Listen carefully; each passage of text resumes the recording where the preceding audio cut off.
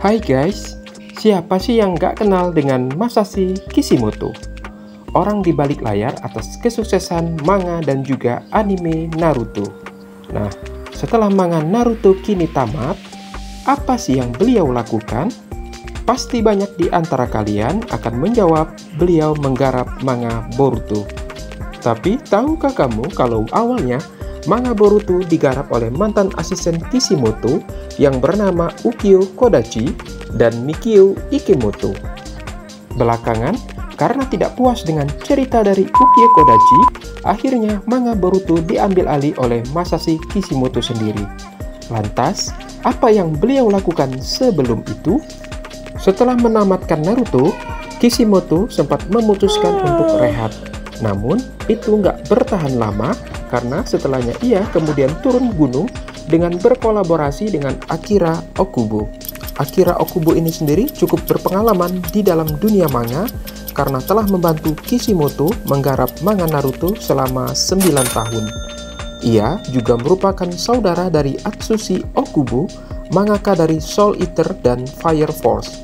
Mereka berdua kemudian meluncurkan sebuah manga yang berjudul Samurai X The Tale of Hachimaru, di mana Kishimoto sendiri bertindak sebagai penulis cerita dan Akira lah yang mengeksekusi gambarnya. Manga ini sendiri bertema science fiction yang dipadukan dengan kisah samurai.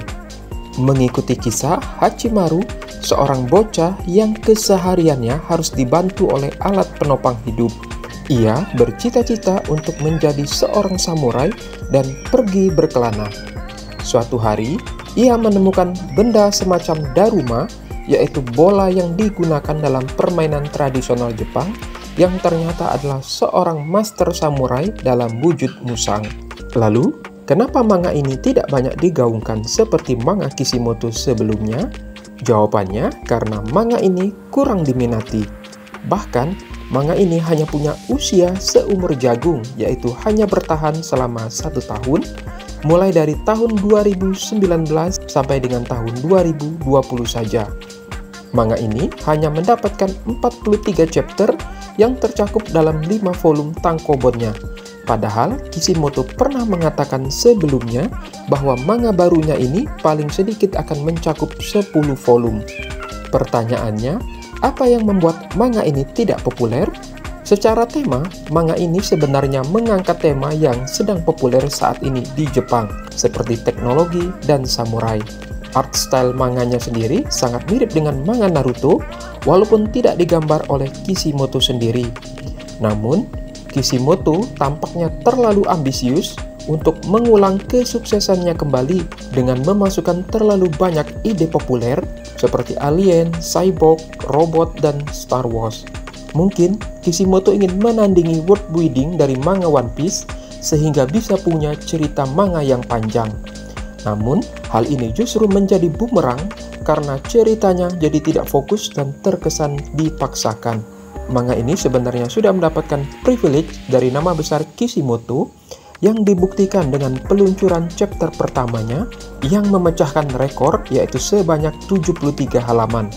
Namun, dengan jumlah halaman sebanyak itu, Kishimoto terlalu fokus dengan hal-hal teknis dan world building-nya hingga lupa membangun karakter manganya. CMC digambarkan sebagai karakter yang flat dan kurang motivasi yang bisa menggait simpati pembaca. Gambar manganya sendiri terkesan polos tanpa menggunakan shading yang bisa menegaskan emosional karakter agar perasaan itu sampai pada pembaca. Mimin sendiri merasa kesulitan untuk merasakan ikatan emosional dengan MC dan terkesan tidak terlalu peduli dengan yang MC lakukan. Hal ini karena MC mendapatkan power up secara instan tanpa usaha dan kerja keras, membuat Mimin sulit untuk bersimpati. Desain tokoh-tokohnya sendiri kurang memorable dan kurang membekas di hati. Samurai di manga ini juga tidak seperti yang dibayangkan oleh Mimin, karena mereka adalah orang pilihan yang menjadi cyborg. Tempo ceritanya pun terlalu cepat sehingga Mimin sulit untuk mencerna. Tapi sebenarnya hal ini tidak hanya terjadi dengan Kishimoto.